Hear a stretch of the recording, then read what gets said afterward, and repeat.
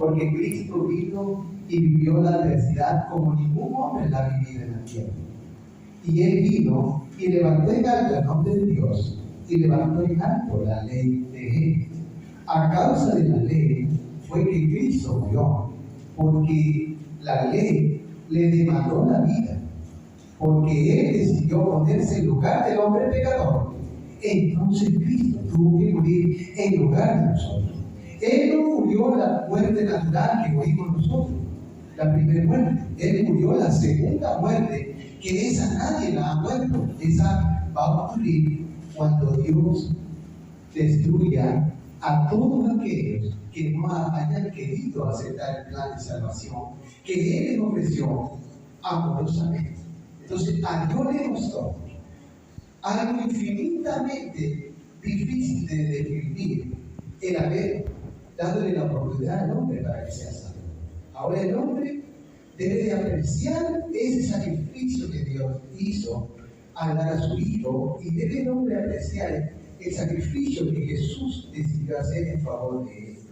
Si el hombre no es convencido por la muerte de Jesucristo, si el hombre no es convencido por la vida que Él realizó aquí en la tierra, ya no hay nada más grande que lo pueda convencer. Ya no existe algo más grande del universo que el sacrificio de Cristo, porque en el sacrificio de Cristo ahí está la gloria de Dios. Hermano, cuando Jesús resucitó, Él le dio la gran comisión a sus discípulos.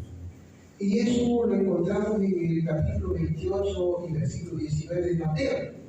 Dice así: por tanto, id y predicad el Evangelio a toda nación, a toda tribu y a todo pueblo, enseñándoles que guarden todas las cosas que yo os he mandado, bautizándolos en el nombre del Padre.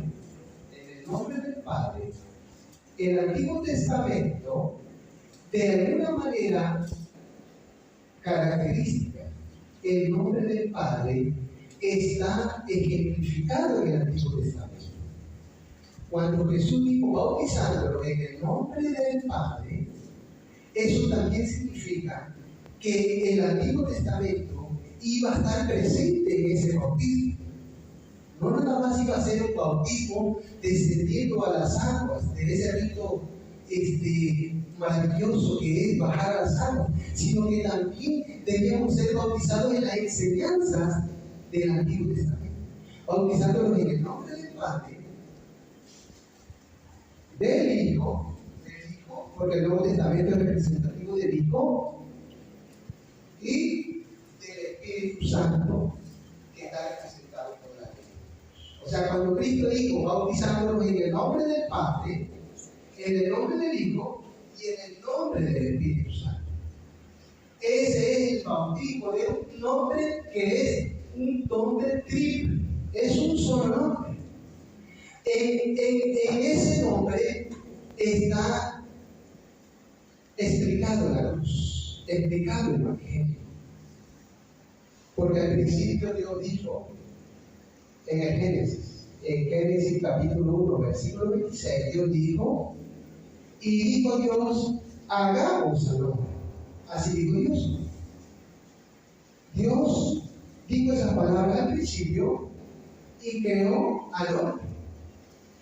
Pero el hombre cayó en pecado. Ahora, nuevamente, Dios vuelve a repetir esas mismas palabras, pero ahora el hombre Dios lo va a crear de manera espiritual. Lo va a crear de nuevo. Entonces, Dios, al principio, cuando creó al hombre, el Padre colocó en el hombre su eternidad. El Hijo colocó en el hombre su jovialidad. Y el Espíritu Santo colocó en el hombre ese deseo que el hombre tiene de escudriñar. Porque el hombre escudriña, inventa, proyecta y hace planes y es alguien que con fe creado a imagen y semejanza de Dios. El hombre, cuando podemos preguntar en todo el universo, ¿quién es el que más se parece a Dios? Y la respuesta es el hombre, hermano. El hombre es el que más se parece a Dios. En toda su creación, en toda la creación que es infinita, la creación de Dios, el que más se parece a Dios es el hombre. Y entre todos los hombres, el que es igual a Dios es. Hermanos, la Escritura dice que el Espíritu de Dios todo lo escudriña a uno lo profundo de Dios.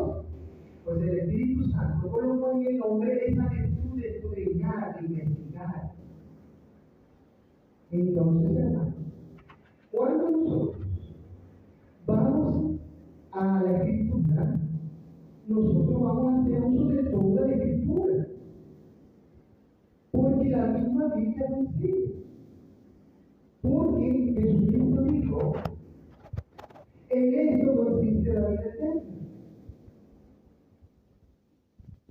Es que te conozcan a ti, el único Dios verdadero, y a Jesucristo, quien ha enviado.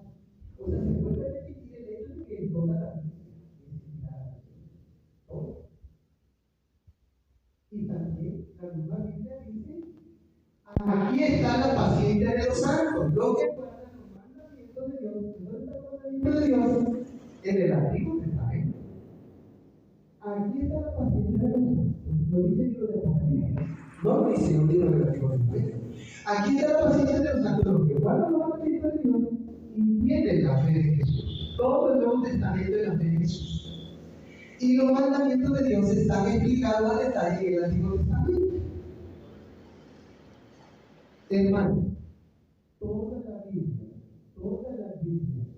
desde Génesis, capítulo 1, versículo 1 en adelante, hasta Apocalipsis, capítulo 22, y hasta el último versículo del capítulo 22, toda la Biblia habla de la ley de Dios. No hay ni un versículo de la Biblia que no hable de la ley de Dios. Pero alguien podría decir, hermano, pero la Biblia también habla de la gracia, también habla de la cruz. Sí, hermano, porque la gracia es la máxima expresión de la ley. Un taxista que me conoce, pero no lo conocía, mientras yo caminaba por la calle donde está la hermana Ley, el taxista me cerró, como si fuera yo alguien que había hecho algo malo y ya fuera la policía. Me cerró y hasta di un salto porque pues él lo hizo así. Y entonces él se agachó tantito para mirarme y pues yo también me agaché tantito para verlo. Entonces él me dijo, hermano, somos salvos por gracia. Porque saben, soy adventista, por eso me interesa. Porque los adventistas predicamos la ley. Hermano, somos salvos por gracia. Ese es un golpe. O sea, casi de dolor. Porque un golpe es real, somos salvos por gracia. Pero entonces yo le contesté lo que le dije a ustedes ahorita. La gracia es la máxima expresión de la ley. Y con ese golpe me acabé y lo dejé noqueado y tuvo que acelerarse porque venía un carro en contra de él y se fue. Hermano, la gracia es la máxima expresión de la ley porque Dios castigó el pecado en la carne de Jesucristo. O sea, que somos salvos por gracia, pero es debido a que se transgredió la ley que fue necesario que viniese la gracia. Porque si no se hubiese transgredido la ley, la gracia no habría venido. Porque no habría pecado. No habría sido necesario que Cristo fuese crucificado. Debido a que el hombre pecó, era necesario o sea, eso no era algo que el hombre sabía, sino que era un plan que Dios tenía escondido. Entonces Dios decidió revelar. Pero Dios, Él decidió hacer algunas cosas porque Él así lo quiso, porque Él así lo decidió. hecho que el pueblo de Israel viniera de Egipto a Canaán con solo desearlo. Él hubiese dicho: yo quiero que este pueblo se pase de Egipto a Canaán, y aquellos que están ahí que mueran al instante. Lo podía haber hecho así. O lo podía haber colocado en las alas de la nube y lo pudo haber llevado en el aire del pueblo. Lo pudo Dios transportar de infinitas formas. Pero Él decidió hacerlo así. Él lo decidió. Y si Él lo decidió hacerlo así, así iba a ser. Decidió hacer que rodearan para que no se enfrentaran a la guerra. Al principio, así dice la Biblia. Pero entre todas las cosas que decidió, que son muchas, son infinitas, no se pueden alcanzar a ver todas, podemos ver que Él decidió levantar al pueblo mediante un profeta, ¿sí o no? Él sí lo quiso. Y Él decidió que un profeta fuese la persona que guiase al pueblo. Pero también decidió poner a Jesucristo al lado de ese profeta. La gente no veía a Jesucristo, pero Él estaba presente. Porque en el libro de los Salmos y en varias partes de la Biblia dice: ¿dónde está aquel que marchó al lado de Moisés? Aquel que con su diestra poderosa abrió el mar rojo. Y no se refiere a Moisés, se refiere al ángel de Jehová, el cual es Cristo.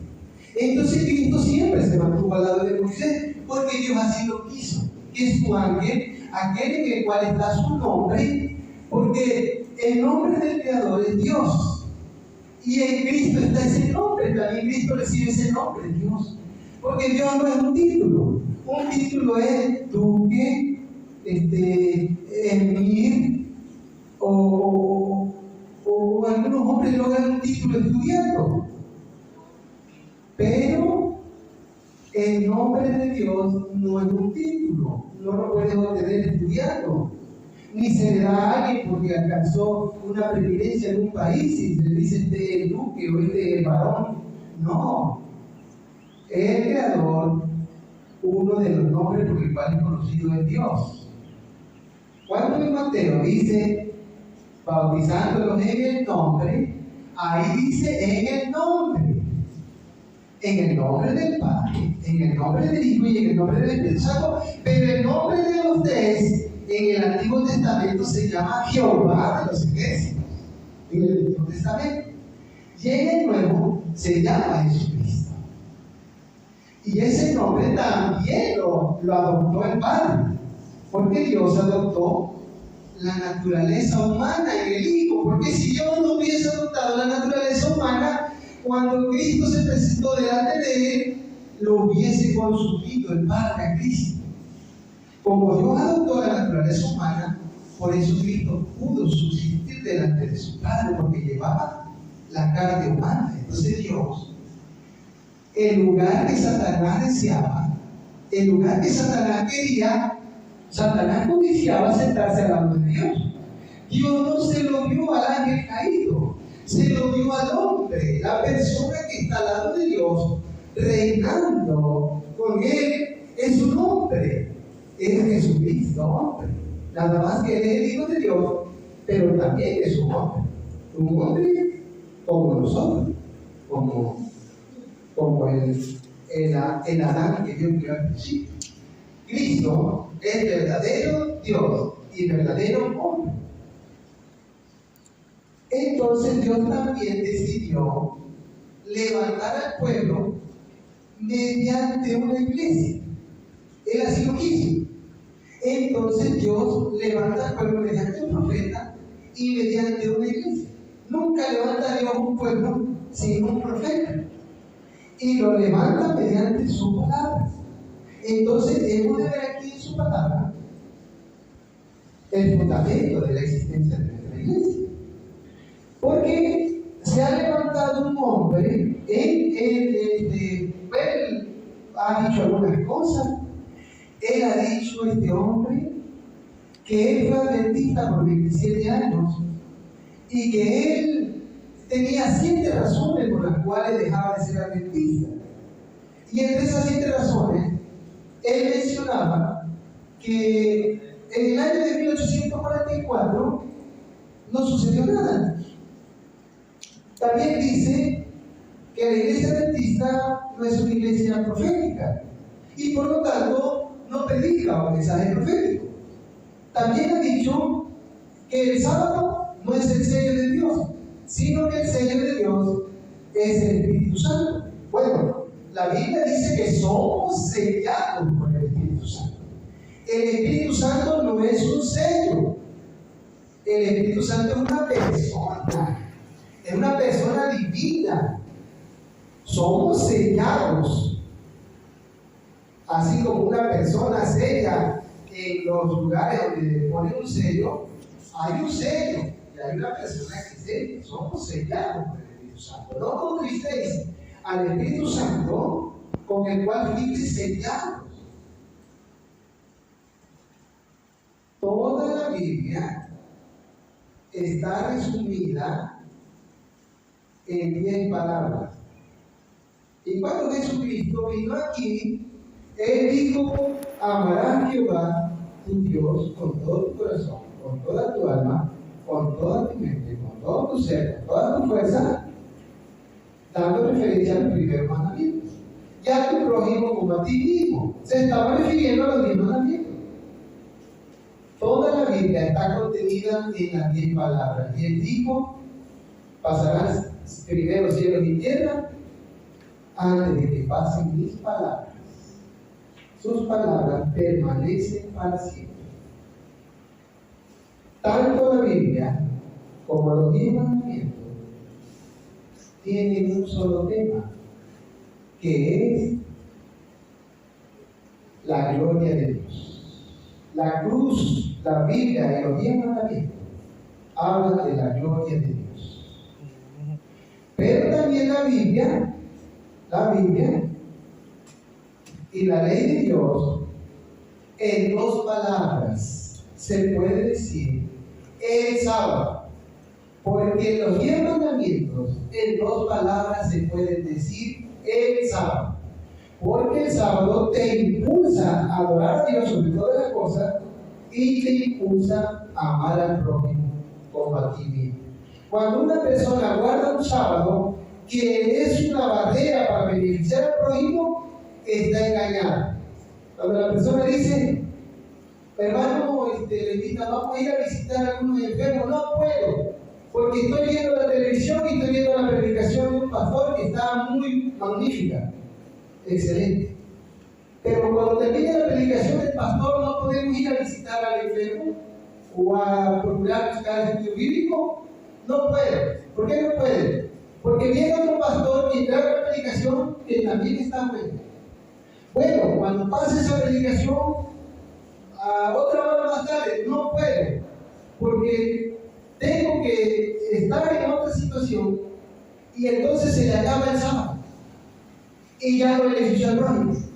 Ya no salió a buscar la oveja perdida, ya no va a ver si alguien quiere estudio bíblico, ya no va a ver si al lado de él hay alguien que está necesitando de pan, de agua, porque la predicación le está diciendo: busca al herido, busca al necesitado, vístate desnudo, dale de comer, y acerquita a 50 metros a ese tipo de personas, pero no puede porque está amarrado con una cadena de oro. Y entonces dice: yo estoy guardando el sábado. No, estás engañado. Está guardando un sábado que quién sabe quién también está. Por eso cuando los fariseos decían: este es pecador que no guarda el sábado, es la verdad. Conforme al sábado de los judíos, Jesús era pecador. Pero el sábado ese era un invento de ellos. Jesucristo no guardaba el sábado. Claro que no lo guardaba, porque ese sábado era una falsificación. El sábado de los judíos era una mentira. Por eso Jesús no lo guardaba. Y era hallado como pecador delante de él. Jesucristo guardaba el sábado como Dios lo instituyó al principio.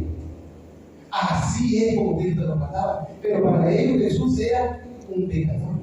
Igual ahorita, usted puede considerar una persona que no guarda el sábado por cierta acción que haga, pero usted como sabe que realmente lo que él está haciendo no va acorde a la voluntad de Dios, porque lo está viviendo con su forma. Pero vaya a la norma bíblica y mire el ejemplo de Jesucristo. Observe porque quizás está alimentando al hambriento vistiendo al desnudo. Y yo me siento muy contento de venir a esta iglesia, porque sé que esta iglesia es una iglesia viva, y que sé que sale, que se la honra. Y por eso me siento doblemente feliz. Entonces, mis hermanos, llegó un hombre a mi casa. Llegó como a las 6:30 de la mañana y me dijo, te vine a encontrar porque a lo mejor no te encuentro más tarde. Y me dice, mira hermano, tú lo único que te falta, así te lo digo directamente, y lo tengo que decir porque me siento impedido de decirlo. A ti lo único que te falta es creer en la vara del pastor. Así le dije. Y entonces le dije, ¿por qué me dices eso? Porque tú lo que tienes que hacer es hacerte mi discípulo. Porque yo tenía un discípulo y él no quiso trabajar y se quedó en su casa cuidando a sus hijos, pero él conoce la verdad. Pero yo quiero que tú seas mi discípulo. Y entonces él me empezó a golpear espiritualmente, me empezó a decir varias cosas. Y entonces yo lo escuché. Los golpes de él fueron muy fuertes.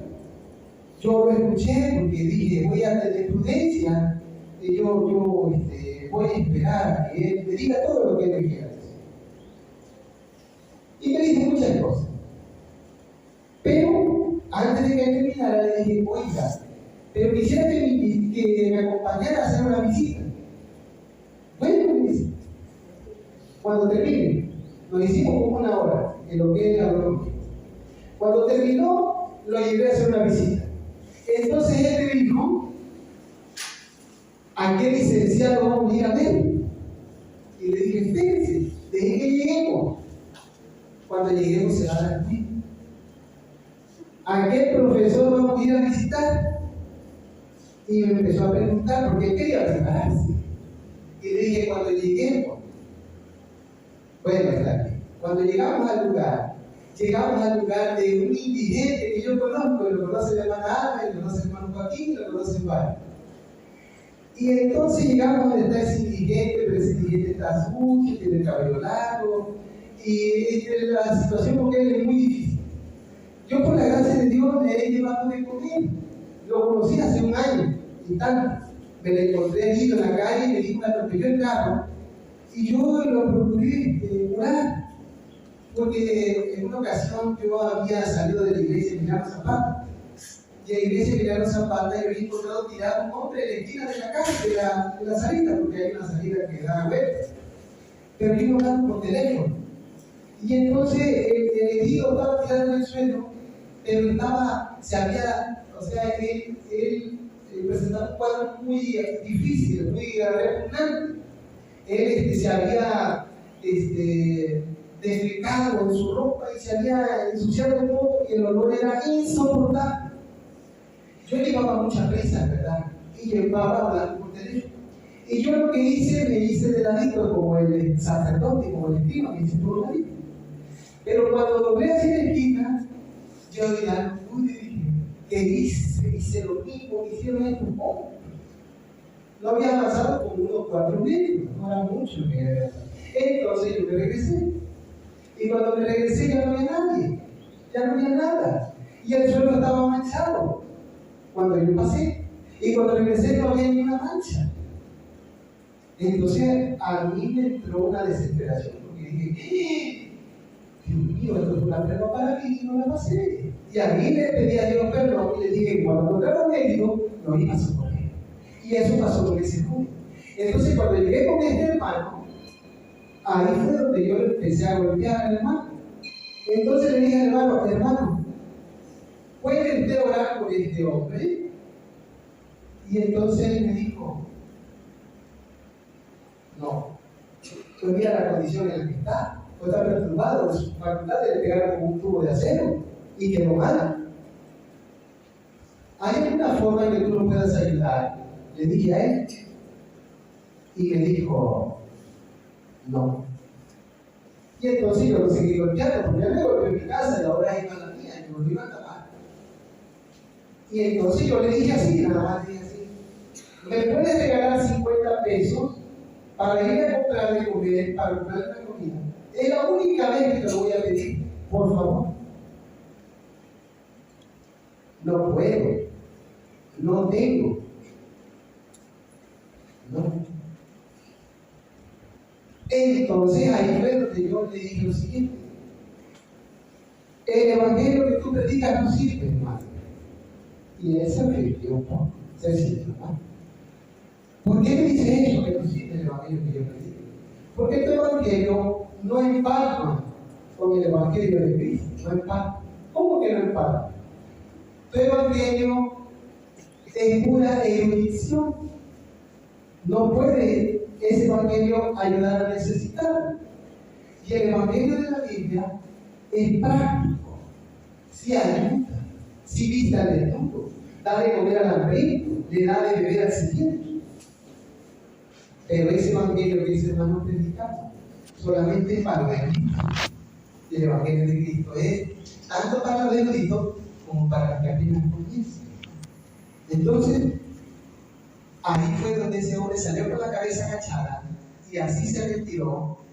Y hasta ahorita no me ha vuelto a ver, no me ha ido a ver de nuevo. Ya no me ha ido a decir que él trae algo mejor.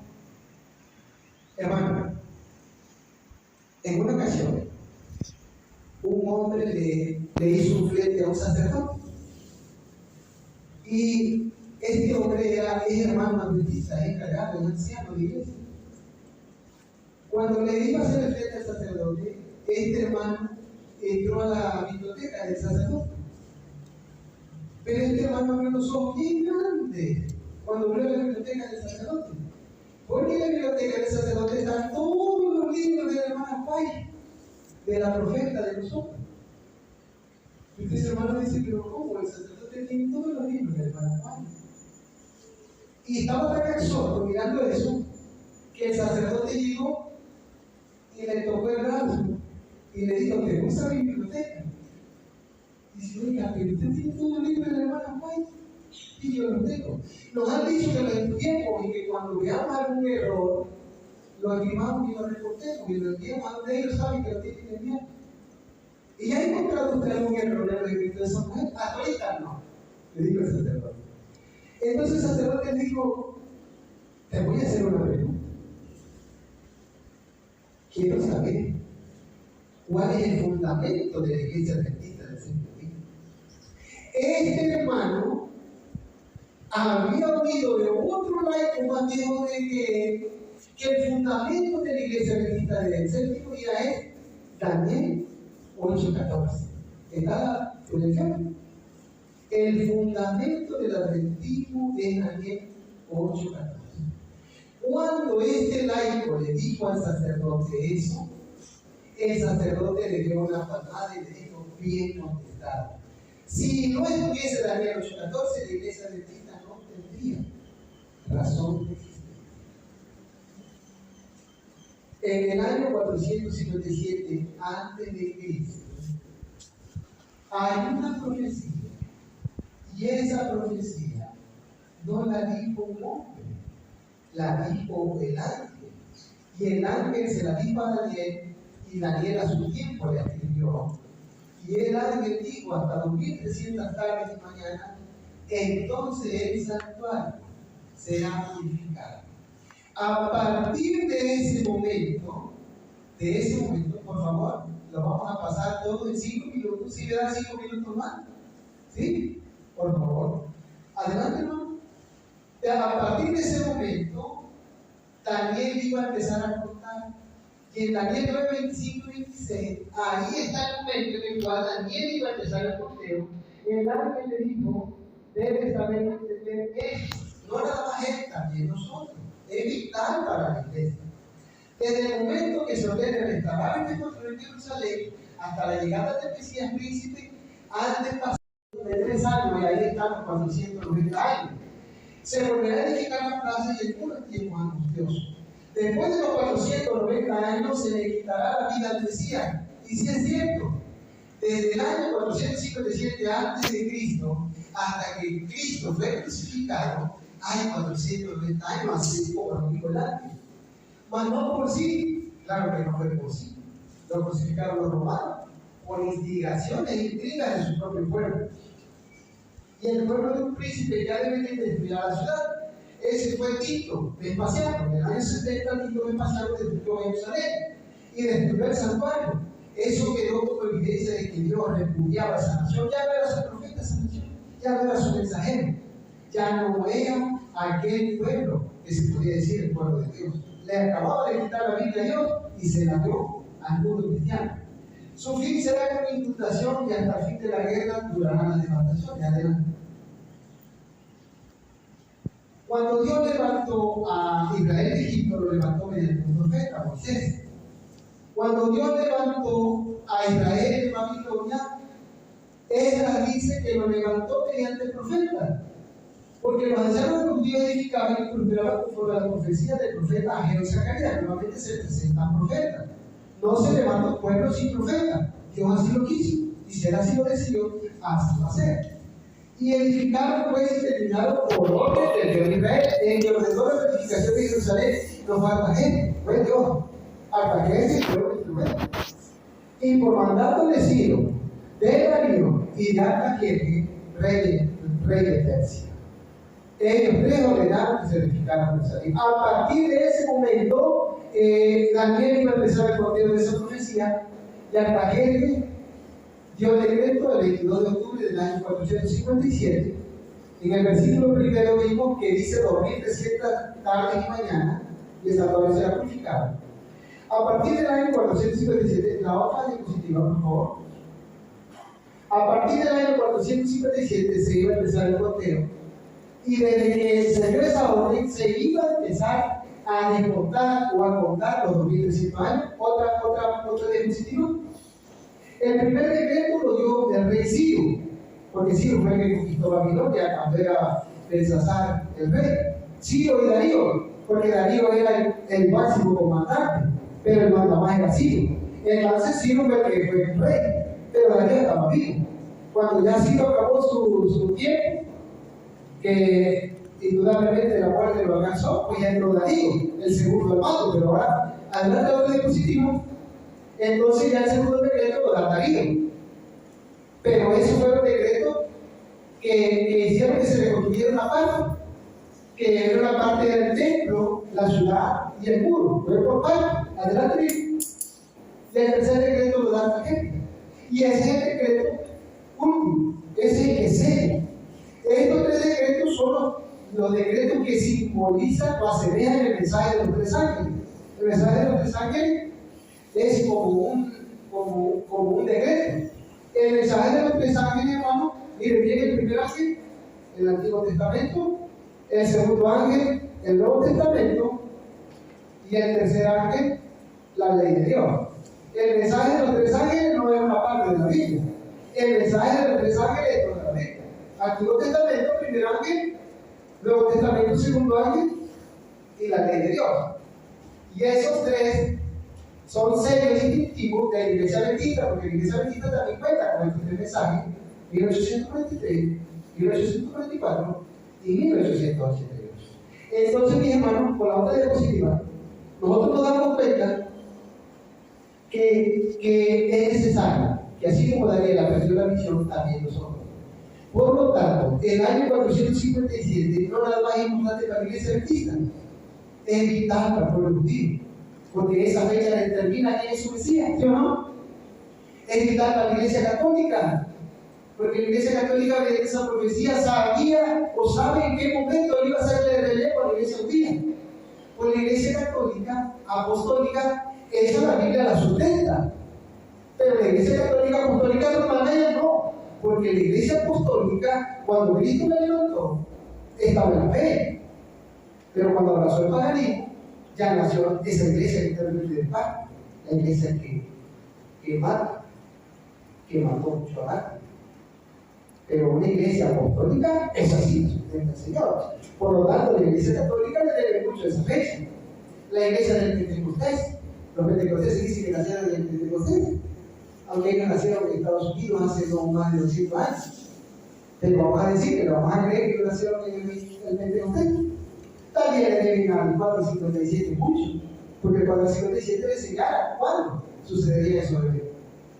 la iglesia de los mártires, la iglesia de Éfeso, de Mirna, de Pérgamo, de Tira, Sardis, Filadelfia y la Odisea, que somos nosotros. Hermanos, todo le debemos a esa fecha. Muchísimo. Por lo tanto, este hombre que se levantó y dijo que en 1824 no sucedió nada, no tiene razón. Porque si él dice que en 1844 no sucedió nada, entonces en el 457 tampoco hubo nada.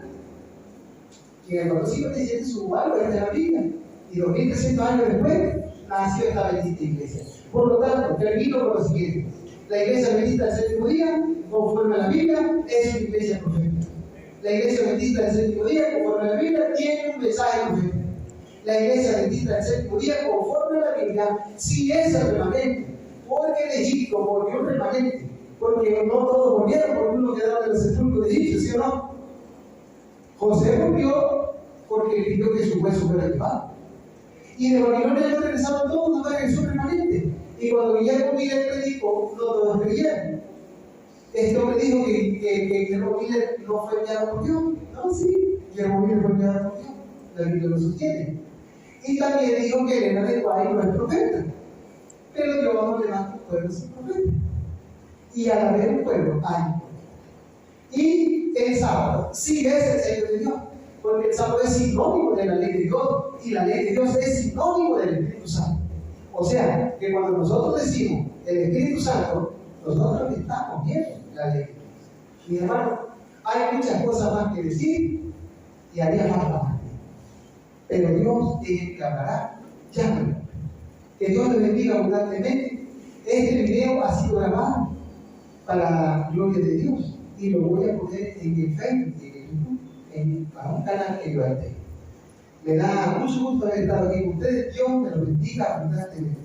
Que Israel se retire a sus aposentos, que los ángeles de Dios los acompañen y los esperamos nuevamente para el próximo sábado, para los programas que les hicieron. Dios los bendiga abundantemente.